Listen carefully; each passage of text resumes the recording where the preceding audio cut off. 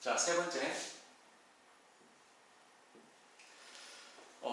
2005년 이후에 구축 원룸에, 근데 2005년 이후에 나온 매물들 대부분 보면 건물 외관이 있잖아요. 대부분이 전면에는 대리석이 붙고요.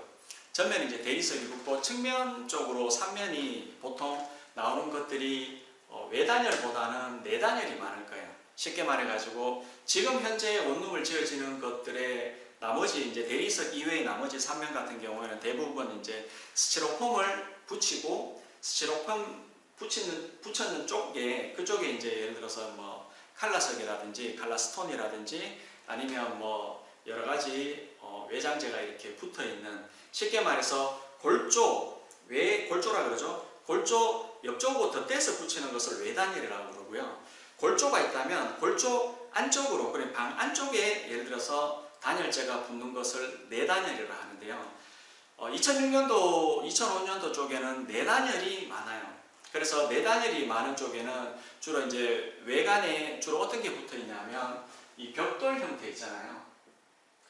벽돌 형태의 무늬가 나오는 이 전돌 아니면 타일, 전돌이나 타일 쪽이 많을 거예요. 근데 그 중에서도 추천드리고 싶은 건 전돌로 되어 있는 거. 전돌로 되어 있는 외관, 그 외장 마감이 전돌로 되어 있는 거 추천드리고요. 타일로 마감되어 있는 것들은 뭐 느낌상 이제 좀 오래됐다는 느낌은 사실 들어요. 보통 이렇게 이제 뭐 사각형으로 해서 뭐 이런 어떤 무늬들 있는 것들, 이런 타일이 많이 이렇게 붙어 있을 거예요. 요거보다는 벽돌 형태처럼 이렇게 벽돌 형태처럼 이렇게 붙어 있는 전돌 형태가 좋아요. 그래서 웬만하면 이제 전돌 형태의 이제 나오는 것들, 이런 것들 이렇게 보셔야 되고요. 이게 지금 이것도 중요하지만 이것보다 더 중요한 게 세 번째 중에 가장 중요한 게 어떤 부분이냐면 원룸 부지에 대한 평수에 대해서 잘 포인트를 잡으셔야 됩니다. 예를 들어 가지고 구축인데 예를 들어서 2005년 이후에 나와 있고 뭐 전돌로 되어 있는데 대지 평수가 뭐 50평이다. 이런 원룸 치고는 평수가 작은 평수들은 원룸 리모델링으로 해봐도 그렇게 재미가 없다는 거 다시 한번 설명을 드릴게요. 그 이유는 있어요. 많은데 될 수 있으면 한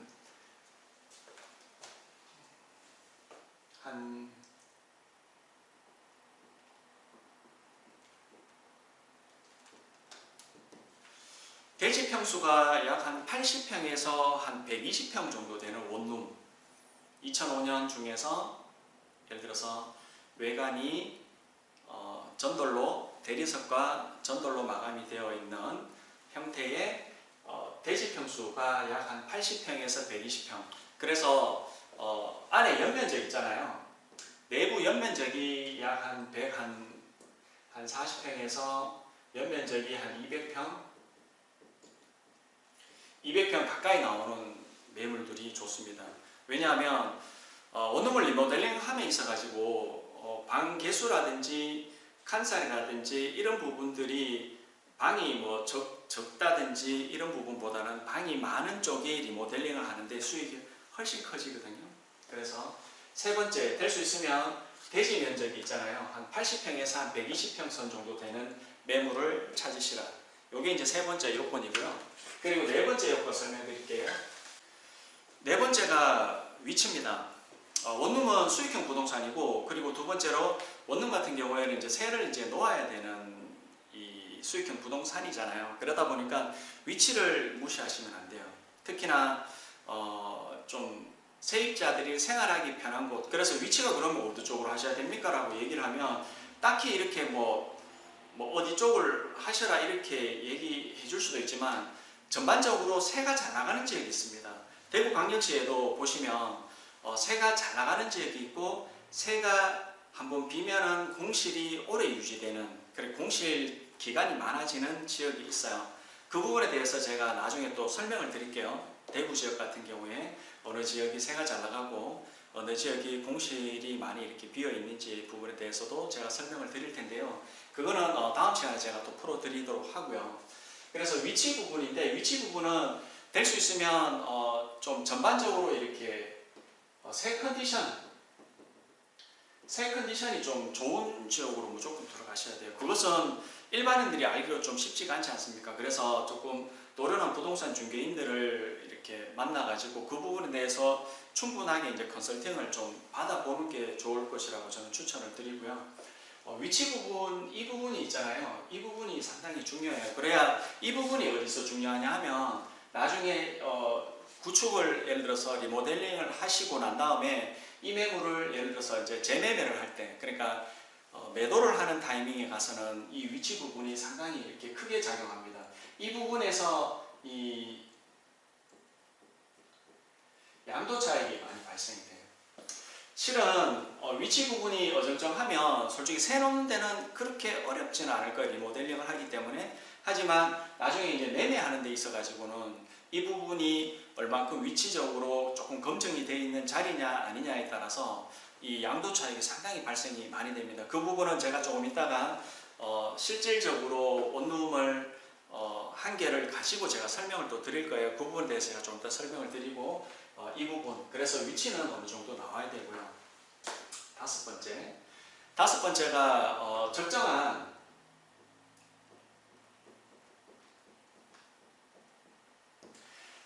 적정한 수익률이 일단은 나오느냐 안 나오느냐가 서로 중요합니다. 예를 들어서 원룸이 예를 들어서 구축을 매수함에 있어가지고 수익률이 너무 안 나온다든지 수익률이 너무 이상하다든지 이렇게 막 턱없이 뭐 예를 들어서 뭐 3%대다 수익률이 이렇게 되면은 솔직히 이것을 수익률을 올리는데도 한계가 있어요. 예를 들어서 수익률이 예를 들어 구축인데 수익률이 뭐 한 8%에서 한 10% 정도 나온다. 이 정도 같으면 어때요? 수익률을 더 올릴 수 있는, 건물을 수선을 해서 수익률을 더 올릴 수 있는 버팀목들이 상당히 많은데, 여기에서 만약에 적정한 수익률이 안 나와줘 버리면 그것을 올려놔도 나중에 매도할 때는 또 크게 의미가 없어지는 경우가 있거든요.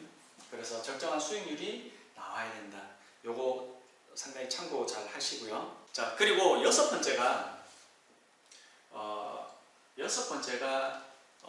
이거예요.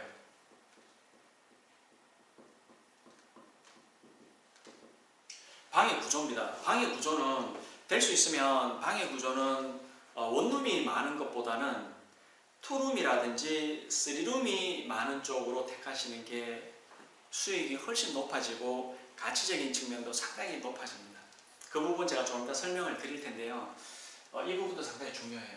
방의 구조. 될 수 있으면 원룸이 많은 것보다는 투룸이라든지, 그러니까 방 하나 거실 하나 아니면 방 두 개의 거실 하나 있는 쓰리룸, 이런 구조 중에서 투룸이나 쓰리룸이 좀 구조가 좀 많은 패턴의 원룸 건물들이 좋다는 거, 제가 그 부분도 조금 이따 또 설명을 드릴게요.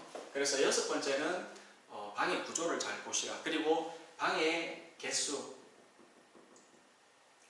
상당히 많이 봐야 되죠. 그래서 제가 앞쪽에 얘기했는 것 중에서 대지 평수가 좀 넓은 거, 연면적이 좀 넓어서 방 개수가 좀 많이 나오는 거, 요게 중요합니다. 왜냐하면 방의 개수가 만약에 적잖아요. 리모델링을 한다 하더라도 거기서 나오는 세수가 제한되기 때문에 이것을 경제적으로 리모델링을 한다고 하나 별로 경제적이지 않는 부분들이 많아질 거예요. 그래서 될 수 있으면 방의 구조는 투룸이라든지 쓰리룸, 그래서 투룸 중에서 저평가되어 있는 원룸들이 많아요.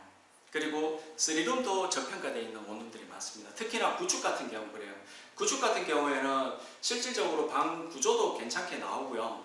그리고 평수도 괜찮게 나옵니다. 방의 구조에 대해서는 제가 앞전 시간에 얘기를 해드렸어요. 어떤 구조가 세입자들이 좋아하는지에 대해서 말씀을 미리 앞전 강의에서 설명을 드렸고, 방의 크기 있잖아요.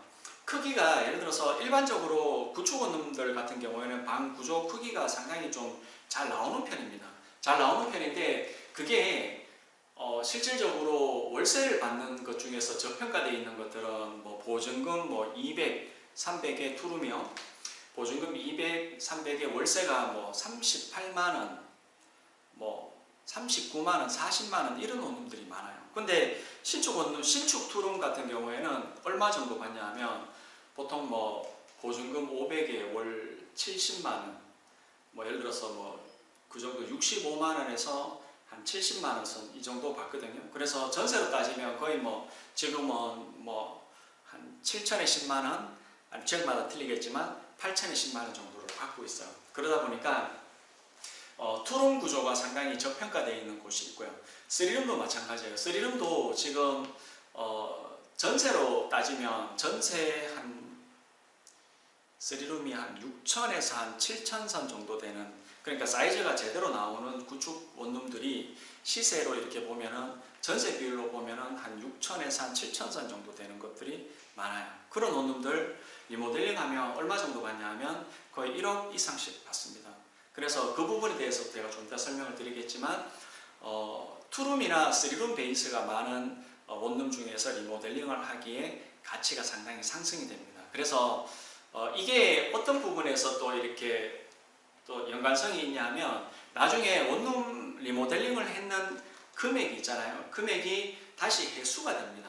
그리고 어떤 원룸을 내가 샀잖아요. 사게 되면 인수금액이 있잖아요. 내가 투자했는 금액이 리모델링을 통해서 거기서 전세를 받게 되면 리모델링에 했는 비용이라든지 그리고 내가 투자했는 인수금액이라 그러죠. 투자했는 금액을 회수를 해서 실질적으로 내가 돈이 안 들어간 상태에서 원룸을 하나 내가 갖고 가는 그런 형태가 벌어지거든요. 그래서 원룸 리모델링 이거는 있잖아요. 진짜 이런 조건에 맞는 매물들이 있으면 무조건 하셔도 됩니다.